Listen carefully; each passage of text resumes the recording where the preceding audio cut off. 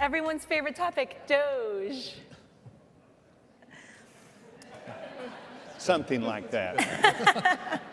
Well, Congressman, I'm going to start with you because you are the co-chair of the DOGE caucus. I am.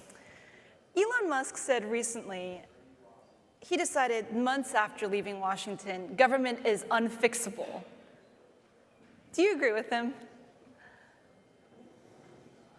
Government is an entity that chose for a long time not to come to work. And even today in Washington, D.C., most agencies have less than 30% of people who are on the payroll and should be there coming to work. So what Elon Musk saw was, instead of a group of people that were there for their mission statement, there are long questions about getting the work done.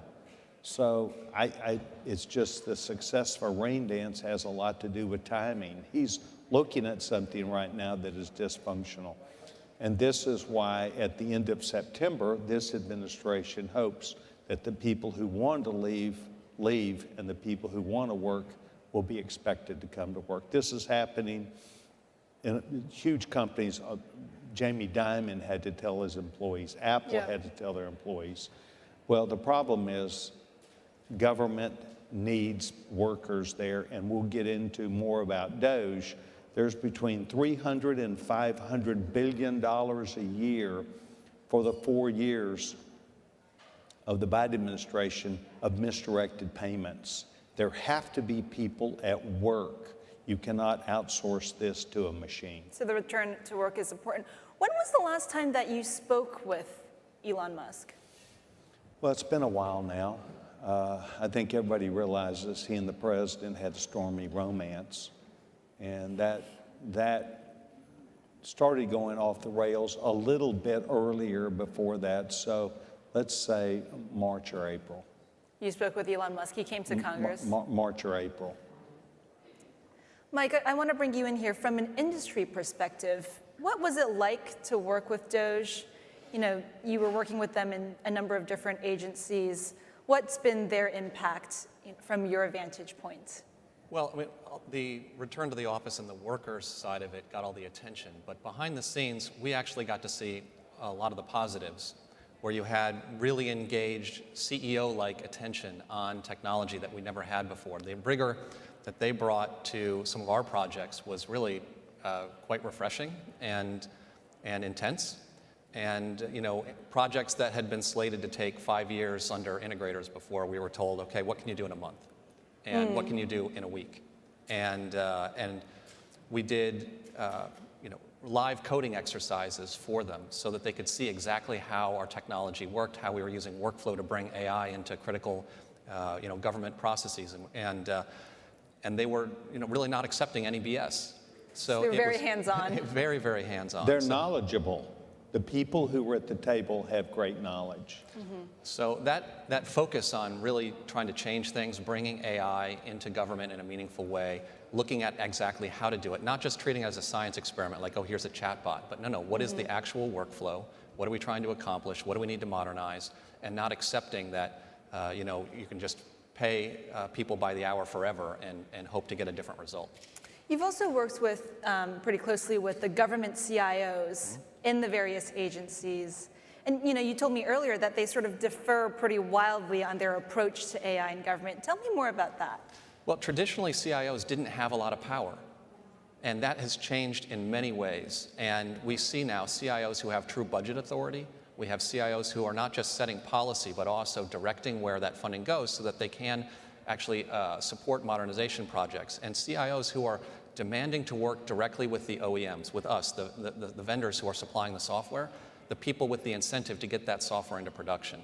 And so that's usually great. Now, there are some CIOs who are just trying to duck and cover and hope that the storm goes by. But by and large, we're seeing, especially on the defense side, rapid change and a completely different approach, which has been, really powerful. The issue is, does it stay this way? Mm-hmm. Or are these changes not going to be institutionalized? If we go back to a world where my customer, the Pentagon, doesn't have direct access to me, they have to go through many middlemen to get to us, then we could see a reversion back to the old ways.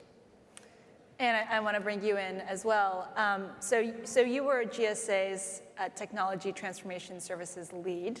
Now you're a Biden appointee, but backstage, you were just telling us the Biden admin doesn't get everything right. So tell us about one thing you think the Biden admin could have done better when it comes to AI in government, and then what went the most wrong for DOGE?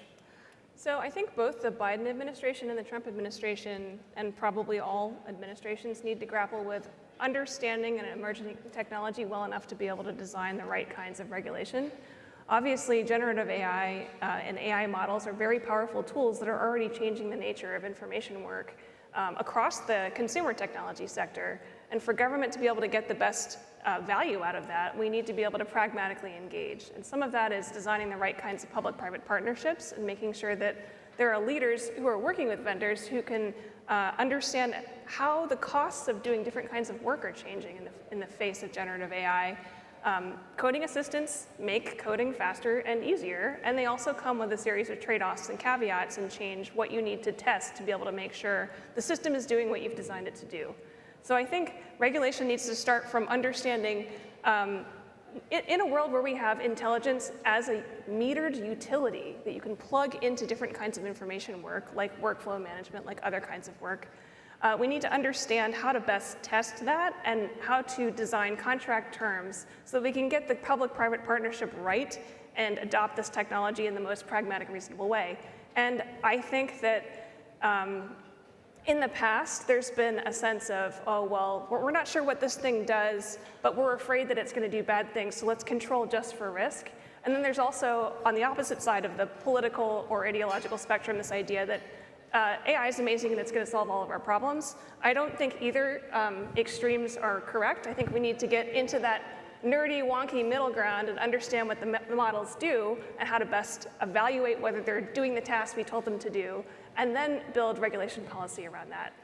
So for everyone here, too cautious under Biden, too aggressive under Trump sounds like what you're trying to say. I wouldn't commit to that statement. I would say that we're seeing how it's playing out right now, and emerging technology is a moving target.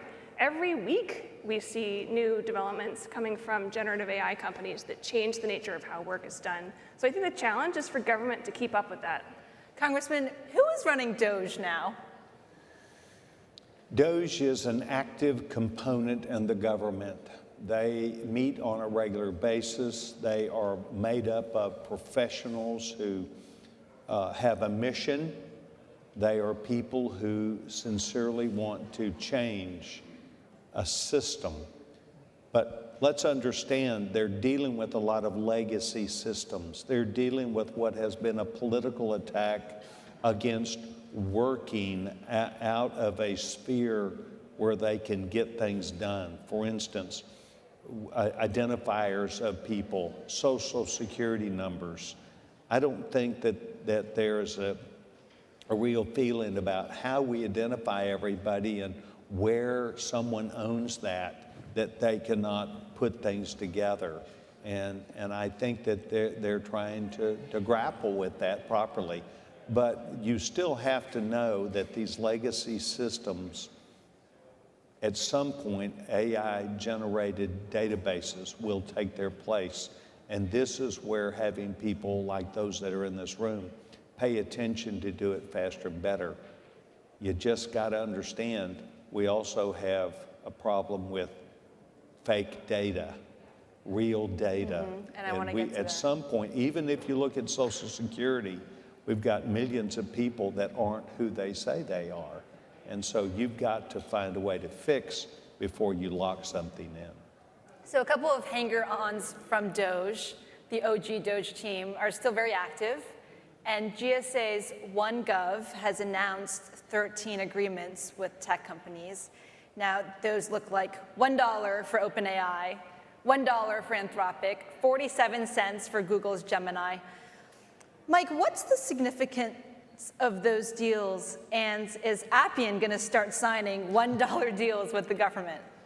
Well, so Appian is in active negotiations with the government on what we can do to provide, AI directly to agencies in a much more cost-effective manner than they're getting it from the big brands. You see those agreements as necessary and good because, frankly, those big name companies who are making those announcements are already making billions of dollars. They're charging, preposterously high prices to the government, and something had to change. So I'm happy to see that kind of negotiation happening. And frankly, we don't have that kind of a brand, so we have to deliver the value, and so that's what we do, and we let our work stand for itself. But it is great now to be in a position where I don't have to go through two middlemen. Just eliminating one layer eliminates 10% markup on the software that we deliver. So it's really great to see the government looking at ways they can be far more efficient in how they procure software. But that's just one piece of what's going on here. DOGE made a bunch of mistakes early. They broke a lot of things, but they've moved on to creation now, and creating a new fabric in which the government can efficiently choose how it buys things, using AI to buy better, like Appian ProcureSite does, helping agencies, or in all 15 cabinet level agencies, helping them buy better. And so, again, it's all about now.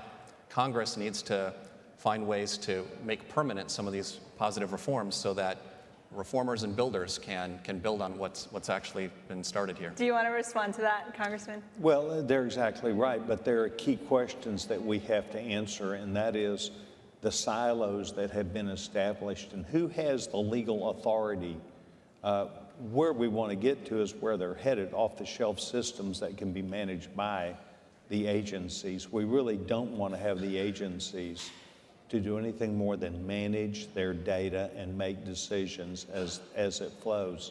And too many times we've got almost a Rube Goldberg effect of trying to figure out where you get data and how you do that. And this is where we discovered with an organization called PRAC that happened out of the Biden administration, and they became aware of some $500 billion worth of misdirected payments, and they came up with this PRAC organization and started gathering together where this is the Pandemic Response Accountability Committee. And it's where they realized they had been sending money, lots of money, to people who either A, didn't exist or who were not the people they thought they were. And so we're picking that up really nicely. We have to be able to save the government from spending $500 billion a year that's wrong. It needs to go to the people that it was intended. DOGE is going to be good at that, and so is the private market. So let's talk about PRAC, because you've supported a provision in Trump's One Big Beautiful Bill that extends the lifetime of PRAC by another 9 years. So it was supposed to expire at the end of this month. That's correct. What do you hope that PRAC is able to accomplish? I mean, are they supposed to now take on a scope that is broader than pandemic fraud? It's a relationship that we're forming with GAO, and GAO and Inspector Generals will be a part of this team. And we're going to begin by looking at smaller agencies. You don't start big, you start small, and start running through the existing database and then anything new and processed. We still estimate we have a large number of people who are receiving benefits, despite what DOGE has done today. For people that do not exist, it's someone different, or those people who were receiving a benefit are dead and gone. We've heard lots of stories, but we really have to get to the bottom line. Who is receiving that benefit? And that was seen politically as a difficult thing to challenge someone who is receiving a government benefit. So this is a work in progress. PRAC is vital to our success, that component, and I applaud them for the great work they're doing. They've got about 1,800,000,000 emails, cell phones, addresses, names, these things that they run through and then have assigned a value to that, saying, ought to look at this, or this is not what we think it is. And government's going to have to pick up that, and AI will have a lot to help us with. And I want to get back to, did you have something to add? Well, sure. AI is already playing a part in this work, because when you are looking at most of the money that we're curious about where it's going, it has to do with Medicare and Medicaid. And that's about $100 billion or more easily of the money that we can't really track necessarily. And that's a very complicated data problem, because there's so many different medical diagnostic codes, because the data is so unclean, because you're counting on money that's been given